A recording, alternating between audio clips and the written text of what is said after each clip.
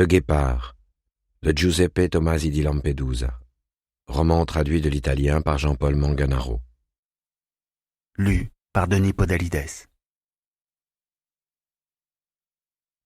Les audiences, les nombreuses audiences que le roi Ferdinand lui avait accordées à Caserte, à Naples, à Capodimonte, à Portici, au diable Vauvert.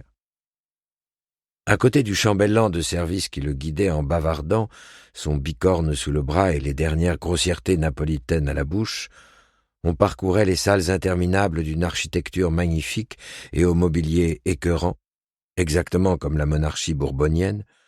On enfilait des corridors malpropres et des petits escaliers mal tenus, et on débouchait dans une antichambre où beaucoup de gens attendaient. Des visages fermés de sbires, des visages avides de quémandeurs recommandés. Le chambellan s'excusait, permettait de dépasser l'obstacle de cette canaille, et vous pilotait vers une autre antichambre, celle réservée aux gens de cour. Une petite pièce azur et argent. Au bout d'une courte attente, un domestique grattait à la porte et en était admis devant la présence auguste. Le cabinet privé était petit et artificiellement simple.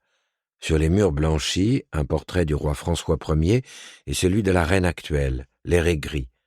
Au-dessus de la cheminée, une Madone d'Andrea del Sarto semblait étonnée de se trouver entourée de lithographies colorées représentant des saints de troisième ordre et des sanctuaires napolitains. Sur une console, un enfant Jésus de cire et devant lui une veilleuse allumée. Et sur l'immense bureau, des papiers blancs, des papiers jaunes, des papiers bleus. Toute l'administration du royaume parvenue à sa phase finale, celle de la signature de Sa Majesté, D.G. Derrière ce barrage de paperasse, le roi. Déjà debout pour ne pas être obligé de montrer qu'il se levait, le roi, avec sa grande face blême entre des favoris blondasses et sa veste militaire de drap grossier d'où jaillissait la cataracte violacée des pantalons tombants. Il faisait un pas en avant avec la main droite déjà tendue pour le baise-main qu'il allait refuser. « Oh, Salina, heureux les yeux qui te voient !» Son accent napolitain dépassait de loin en saveur celui du chambellan. « Je prie Sa Majesté le roi de bien vouloir m'excuser si je ne porte pas la tenue de cour. Je ne suis que de passage à Naples et je ne voulais pas omettre de présenter mes respects à votre personne. »« Salina, tu es fou. Tu sais bien qu'à Caserte, tu es comme chez toi. Comme chez toi, évidemment, » répétait-il en s'asseyant derrière son bureau et tardant un instant à faire asseoir son hôte. « Et les petites, que font-elles » Le prince comprenait qu'à cet instant, il fallait placer l'équivoque en même temps salace et bigote.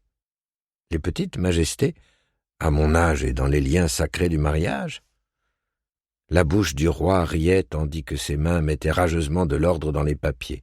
« Je ne me serais jamais permis, Salina.